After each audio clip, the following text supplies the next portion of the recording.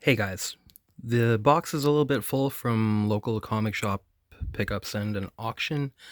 So I'm gonna just kind of like speed through this. I've been talking a lot about like diving into issues. Maybe I won't be diving too hard, just quick showcases once in a while. All right, let's go. Oh yeah. Since I was like a bit of a young adult, I always for November, Armistice Day. Um, I would like watch war movies, read war books. So here's a war comic. You know what? What is the best war stuff you could think of? Um, as far as movies, don't be saying no Saving Private Ryan on my channel, all right? Get out of here if you think that's the best war movie. Let's say 30 Seconds Over Tokyo. Thin Red Line is pretty good. Even some kind of pro-war-ish where war is like action or spy stuff. Kelly's Heroes, Dirty Dozen, Where Eagles Dare. Oh yeah, Hero Shed No Tears by John Woo. Bullet in the Head, somewhat. Sure, I'm missing some. Passive Glory. I hear Hamburger Hill and Bridge Too Far and Bridge on the River Kwai are good, but I've never seen those. But anyway, okay. A question for you if you feel like chiming in to start. But World at War, number 22. Kind of a cool looking cover here. Sam Glanzman on the cover. These are from 204 Comics. This is 50-cent bin. We'll work our way up in terms of value or cost. Dollar bin stuff, Black Dragon by Chris Claremont and John Bolton. I actually read this and it was pretty cool. It seems a little bit more historical based, the Normans versus the Saxons. And they even talk about the Plantagenet bloodline, which those of you out there that are into it, they apparently, what is it? All but two of the U.S. presidents are descendants of the Plantagenet bloodline and actually like would be the closest kin if it was succession. Maybe that's just a coincidence. Maybe it's a conspiracy thing. Something interesting there. So the Plantagenets will figure a large part in this. What year is this? About like 1400 something? I might be getting that mixed up with my history of Dracula that I was going into recently too. But yeah, this is nice. This is pretty nice. I like it. Gonna be like looking for more though. I do have the trade paperback, but I don't know why I like floppy so much. Number 3, more dollar bin stuff. Marvel Tales, starring Spider-Man, number 135. I'll always get these at a good price. Here with the Todd McFarlane, 226. I was in a comic shop and an older lady was like saying that she's going to all the comic shops looking for these, but I didn't know what issue it was. I forgot. But it's like, try to do a good deed. Maybe I'll see her and be able to just throw this to her. Spidey Super Stories number 6, Spidey and the Electric Company, or Marvel Comics and the Electric Company. No idea what that is. Trinity Angels number 2, Maguire and Panosian. I liked number 1, kind of cheesecakey. This is like, always on Jim Rugg's recommendation for this. Whisper Special number 1, 64-page double issue. A full set of X-Men versus the Avengers, number 1, 2, 3, and 4. I think Robert Norton actually showcased this recently on a video, right? Pretty good stuff. Always fun, that channel. The next issue of Sable that I was missing, and like I have a big chunk, but now I can continue. I don't want to skip any. Here's Sable number 9. And in the $2 magazine section, the Astonishing Lloyd Llewellyn, number 3. Some down clothes for a toonie there. Not bad. Event Horizon Dark Descent. This was actually really fun to read. That old movie was like, it's pretty wild, right? Dr. Weir, where that spacecraft like goes through hell. And this is like a prequel. And considering that this is what, like 30 years later, and there's probably not any kind of tie-in or anything based on any kind of Netflix or Hollywood or anything, this, I assumed it would be like a labor of love from the artist and writer. I don't think there's going to be a lot of glory for them necessarily. But yeah, it did turn out to be pretty good, so I'll be looking for more of these. Pretty spooky, pretty creepy stuff. You know what, on the chance that anybody's like curious about the interior, I'll show a little bit. It is like, it's well done and it's creepy. It's nice and creepy. That's what you want too. It doesn't drop the ball on being like a little bit like, ooh, the atmosphere. Like this kind of thing, I was like reading it. A lot of the time I have YouTube going on in the background or something, but sometimes like drop that, maybe throw on the Alien soundtrack or something, but just reading this in silence and get right into it, and you get taken into this world. So yeah, I'll be looking for more of these. Yeah, rounding it out from 204 Comics, you can see I already priced these. I'm a little bit of a scumbag reseller sometimes. I'm a scum. Come on now, we just keep it going. This is the economy, man. Essential Silver Surfer, Volume 1. Three. These are 3 for $10. So I usually end up selling stuff like going down in price anyways when I sell stuff. This is a good one, but I want the Lee Silver Surfer stuff. John Buscema's nice, but also the other thing, like, depending on your taste, I feel like these Silver Surfer, to me, it needs color, but it is nice with the black and white line work as well. A different experience, absolutely. Why the Last Man, #1, a second copy. This one is for me, though. Essential Wolverine, Volume 3, issues 48 to 69. Nice. Who we got in here? We got a bunch of good. This is still in the Hama run, but stuff that I haven't read all of these, because I kind of... Okay, after the Silvestri run, there's like Derek Robertson, and then it gets to Teixeira, which I've like read most of that stuff. No, I think maybe all of it, but some of this other stuff I haven't read yet either. And yeah, Silvestri and Dan Green for one thing, with line work. That's worth seeing, as well as any. Let's see if we can find some text. Yeah, get some text in the black and white too. He always has like nice anchor images and shit on every page, and it's so good, this era of him. Yeah, he's awesome. Okay, moving on. A local dude was having an auction that had a ton of X-Men in it, and it had one that I've been missing for a while that I needed to complete a big chunk. So yeah, this is a big spender, spending real money. $200. There's like a key and a minor key or key in here that kind of would pay for it, but I mean, I'm gonna obviously keep the one that I was missing, upgrade other copies and stuff and all that boring stuff. So it was $150 for that certain one, and then $25 for another, that first Jubilee, and the rest were like $2 to $4 each, but a pretty big chunk of X-Men. Will upgrade my copies and stuff like that.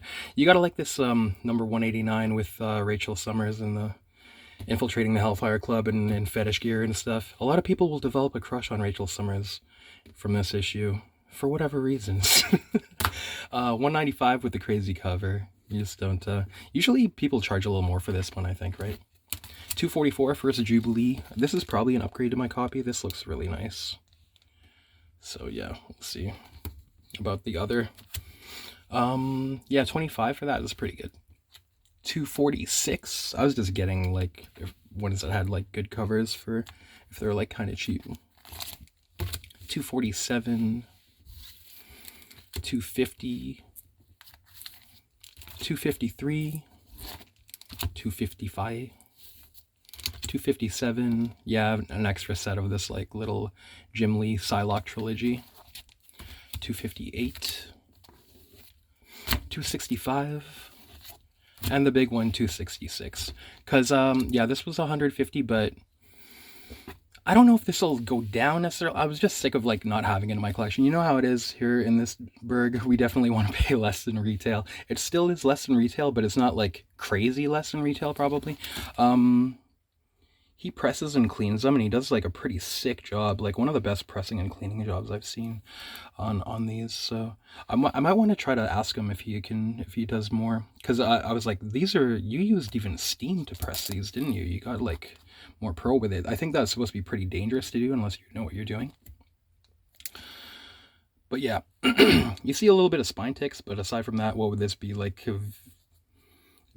Would it still be a VF with those spine ticks? It's, you know, I think it's still a good deal. I was always saying, like, if I get one in like a good enough grade for like 200 or less, then that'll be the time. I'm just sick of not having it. Maybe it'll go down with the movie as the movie got further and further away, but whatever. I just wanted to pull the trigger. 270, 271. Holy crap, maybe this will be a short video as well. Not so good with the algorithm lately. The adults only tag and stuff is hurting. And I think it seems like when stuff is over an hour, then it's more popular or something, but I don't know. You know, just whatever anymore with this algorithm. Daredevil 160. This is all from Mighty Comics. I was like, dude, show me whatever Frank Miller Daredevil you still have. And he had just got some in. So, kind of like not crazy deals, but pretty decent. Still less than retail. Maybe like 25% on average. 175, 228 for $3. Let's do it. I do have a double cover though of this that I found in a bargain bin. That's kind of cool. Completing the set of G.I. Joe Order of Battle number 4. This one on the vehicles and stuff. Yeah, and looking inside here, it's like, this must be Elliot R. Brown in it. And sure enough, when you look at the credits, that's who it is. Right on. Same guy did Punisher Armory, and I think he did a bunch of stuff in like anytime there's kind of tech specs and gadgets and buildings and stuff in Marvel Universe a lot. Maybe these won't be as fun to read about, the like villains and good guys in G.I. Joe, but probably a little bit of the nerdiness reading about different tech can be pretty fun. Okay, more from Mighty. An issue of Commandy that I was missing. Almost have all of the Kirby run now. That was number 35. Finally completing all the single issues of this Unknown Soldier run by Joshua Dysart and Pat Mazzioni. I think it was Dysart and Daniel Zelzelj, or however you'd say it, for the most part. But yeah, this is a pretty cool run, man. Well, enough that I've been looking for this for like maybe over 10 years or so. This is really, really dark stuff, man. Really dark stuff. I do like it though. That is a good run.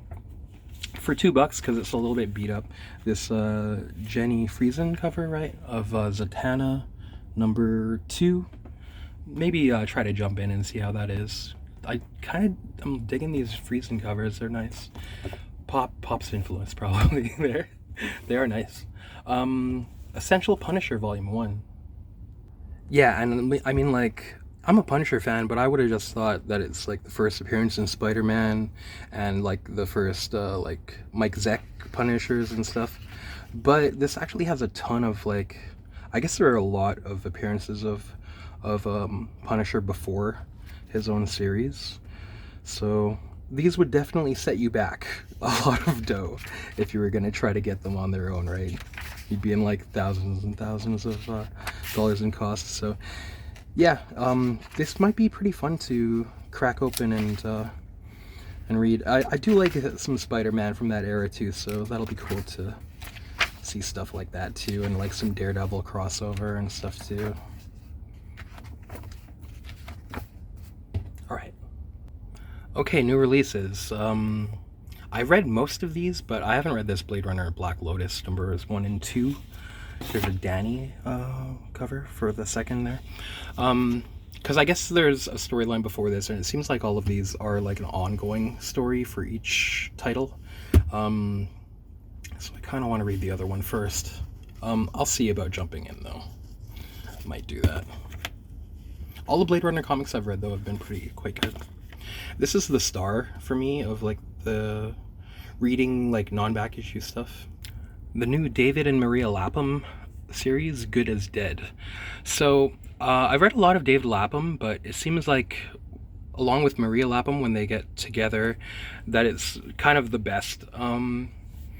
Like Lodger might be one of my favorite crime series of all time. That's so good. Stray Bullets as well, I think they were working together.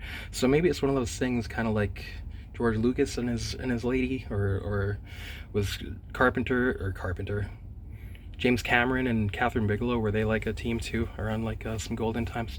I don't know, I'm trying to sound smart, but this rules. This fucking rules, man. This is so fun to read. Or I mean, it's spooky too. It can be called maybe like a neo-noir or like a noir, but maybe it's not as neon and fancy in some of the neo-noirs too, in the way that maybe Fargo can be considered a noir, though the colors aren't noirish. You know what I mean? But yeah, this is very suspenseful. A lot happens in each issue, and I'm so glad to that I was able to get this, because I've been using with the loss of previews now. I've been using like League of Comic Geeks, but I can't find a way for it to like show in the like, you know, when you're scrolling through all the stuff coming out, it'll have a synopsis, but it doesn't show like the creators. Like, firstly, you'd have to like read the synopsis for like everything you scroll through, so that's unfortunate. But luckily, even though I missed out on ordering these, he had a couple copies there, and yeah, this is a star. This is like my favorite new thing coming out right now, maybe besides Rook, of course. Yeah, this is fucking sick, man. If you're into this kind of thing, I do recommend it. You won't go wrong with as far as like crime, suspense, and the Lapums. Like, it's some great stuff from all those things. This was a bit of a disappointment, but I mean, I should know better right now. I'm an idiot. I'm a freaking idiot. Outlaw Showdown, but from Oni EC. I thought, this can be pure. It's like Western stuff, right? And it was kind of okay, but yeah, the same editor, I guess, Alison Gronowitz, but you got John Arcudi doing some good stuff, Tony Moore, Anna Senti, and David Lapham. Anna Senti with a little bit of some liberal slant, though. But I do love Anna Senti. Harvey Kurtzman and Jack Davis in the backup from Two-Fisted Tales. That's a pretty good dark story, too. Christopher Cantwell and Dan McDade. I'm not familiar with them. These stories are alright, but yeah, kind of let down. You know what, I'm gonna unsubscribe from all of these EC titles. I've had enough, but I'm just gonna sell like lots of them, at least recoup some stuff, get some PayPal wallet going, I think. Let's see if I can find that, okay, because it's like, I'm like, damn it, why can't they just... Alison Gronowitz here, she's talking about, yeah, like the action and adventure of the West and like a pure time, but then it comes in with like, the narrative appeal is a genre ripe for the exploration of themes of rugged individualism, tenacity, and a fascination with the unknown. Like any good Western tale, these Outlaw Showdown stories tip their metaphorical cowboy hats to these quintessential ideals. At the same time, here we go, the myth-making phenomenon too often necessitates glossing over the violence and vices perpetuated by the genre's so-called hero figures. In the case of America's westward expansion, the Manifest Destiny doctrine promoted the above ideals while also brazenly encouraging the slaughter and displacement of indigenous communities and the persecution of other marginalized groups. Oh geez, really? We wouldn't know that. We didn't... You know what? Thank you for not letting us forget about that for 5 minutes in our leisure time when we're paying for things. Thanks, teacher. Thanks for the assignment, teacher. Fuck, man. I'm so sick of this shit. Just stop. It's like, it just insults our intelligence, all this, like, constantly. Everything has to be political. Like, bruh. How, like, just hammer me in the face more and more with, like, how stupid are we supposed to be that you're like, oh, I have to teach you again. I know things. Do you really know anything? You're not an expert. Fucking shut up. Just leave me alone for 5 minutes. Predator, Black, White, and Blood, #4. Moving on.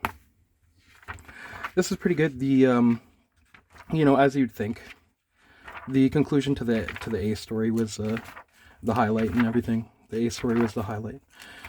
The second and third, fine. This is pretty silly though. I don't know why these predators are just they're just killing people that aren't even any kind of threat. It doesn't make, just to tell a story in a certain setting though. But yeah, it doesn't really make sense.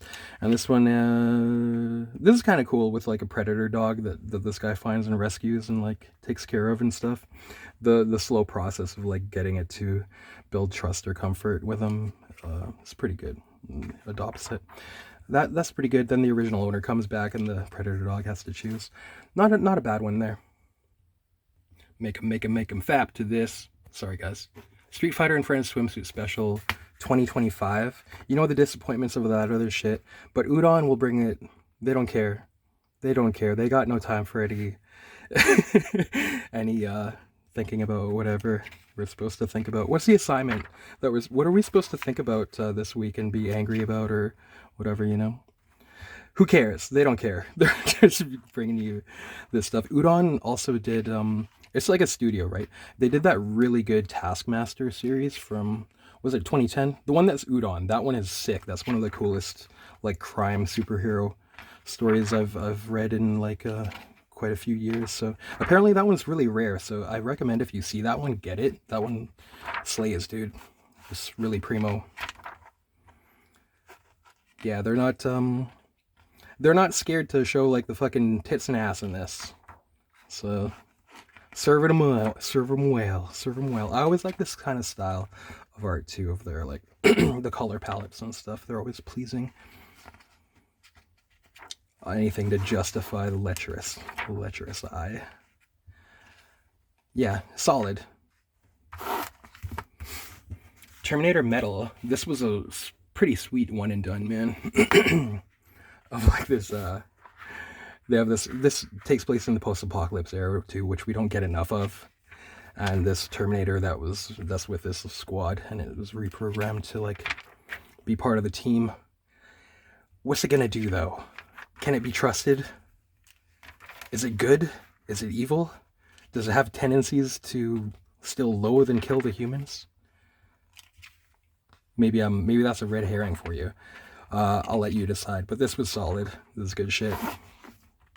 Still good, man. Declan Shalvey's like bringing it, man. Not predictable, but fun and just like purely good Terminator stuff. As far as franchises or licenses go, the Declan Shalvey Terminator has been very solid.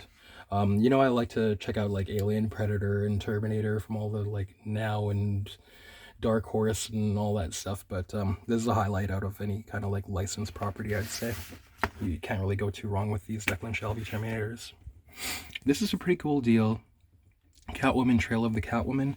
What are these called? DC Compact Comics. I wasn't even familiar with these, but this is only $10 US for a lot of this Darwin Cook and Ed Brubaker Catwoman. I was like, maybe I'll pick up where I left off after that first issue of the Solar Series, but I guess this has stuff predating that as well. There were some other series before that. Where are the credits here? What does it say? What does it collect? In chronological order, an entire Catwoman epic graphic novel. Cook's original graphic novel, Catwoman, Selena's Big Score, Catwoman 1-9, and the backup tales from Detective Comics that bridge the gap between the two stories. One of the most critically acclaimed Catwoman arcs ever produced. Yeah, see, like, this is a good size. I could be reading on the bus, but maybe I don't look like the type to be... Maybe it would creep people out seeing me read this on the bus, but... Fuck the world, man.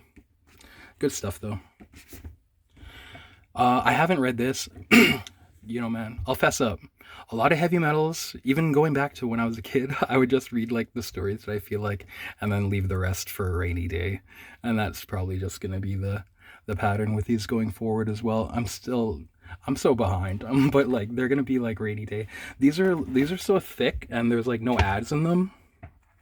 You know, back in the day, you'd only be getting like a handful, like maybe 4 or 5 stories in each, but this has like, you know, there's like 20 or something because there's just no filler. So yeah, I'll have to I'll be like deep diving a bunch of them maybe all at once. Yeah, but a lot of different versatile styles of writing and art, so it seems pretty solid so far. Maybe I'm just like, I don't know, I need it to be like crazy though. Like I can't wait for Requiem to come out. Okay, lastly, this is going to be a short video after all. Yeah, this deluxe edition hardcover of Rook X Fist, and it has like extra stuff too.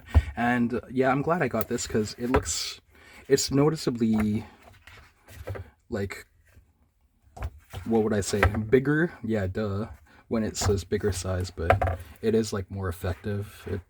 I can enjoy the art more. You know, I've been saying it is one of my favorite. Yeah, oh man.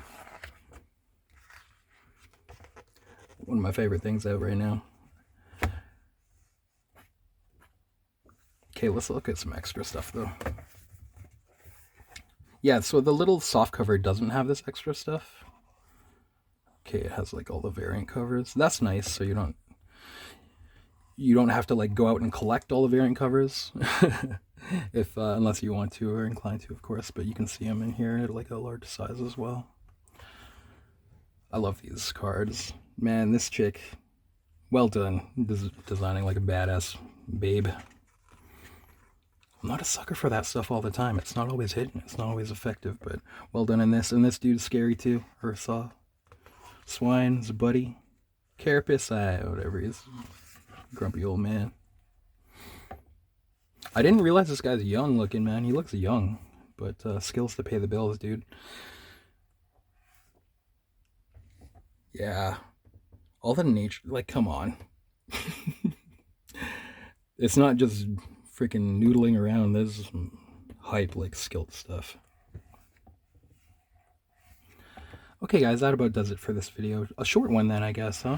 But a lot of stuff coming up. Yeah, a Comic-Con coming up shortly. That's why I thought I may as well get this video done before all that as well. All right, guys. Chime in on the comments if you feel like it. I know I didn't have a lot to talk about in this one, but always nice to hear from you.